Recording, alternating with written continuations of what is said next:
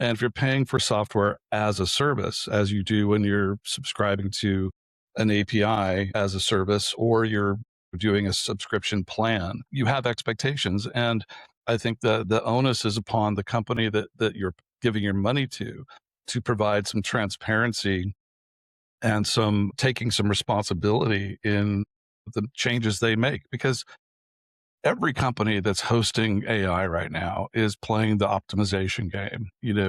They look at, and this goes back to the telecom, they look at their customer base and say, who's costing us the most money? Who's making us the most money? How do we shift our needle of capability toward the latter, where we're going to be making more money from these guys?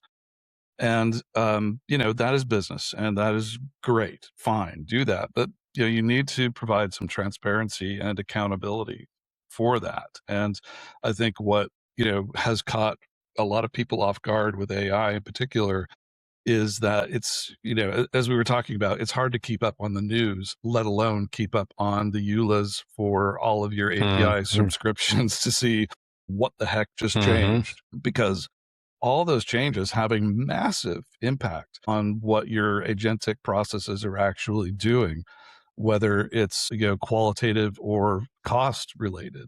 It's the same kind of game that you have to play every day, seemingly, to say, wow, something has changed. So maybe you're doing a good job of monitoring like relevancy for your RAG pipeline for the chunks, right? And suddenly you see that relevancy just tank.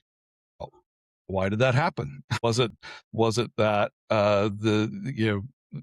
this wouldn't work this way, so this is not a good description, but if the model changes, for instance, and you have to re-index everything, that's a big cost. But let's just say that the algorithm, the cost structure of how you manage those queries to your Chroma or whatever Pinecone database that you're using changes, and suddenly you're not, the algorithm you thought you were using to judge nearness for the semantic meaning is crap.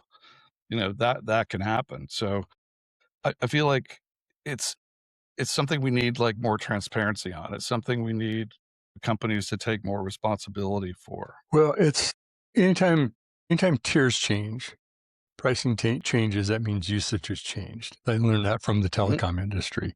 And so, to your point, like, you want to maximize of what you can get from your high payers, as well as, maximize the oversubscription from the folks that aren't. Just to be super extremely simplistic about it. The thing about the AI models is it's easy to rack up a couple $100 in an hour and not realize that you've done that. Like, oh yeah, let's run that a couple times. Yeah. Instead of once a day, we'll do that 4 times a day. Something takes off. So, I always have caps on everything. So I get notices like, you spent half your budget. My budget was $10. How did I spend $5? And then you're like, I have no choice but to continue spending. Exactly. How do we finish it? Oh, and then we have to test it. So that consumes the rest of the budget. But I'll tell you one thing, you mess with developers, they will find a way around you every time. So you start charging them more. Guess what? What's everybody talking about? Memory, caching. How do I keep things locally? Maybe I think that's where one of the things local models are going to be highly valuable for is caching, essentially retaining some of that information so you're not going against the large, expensive models. And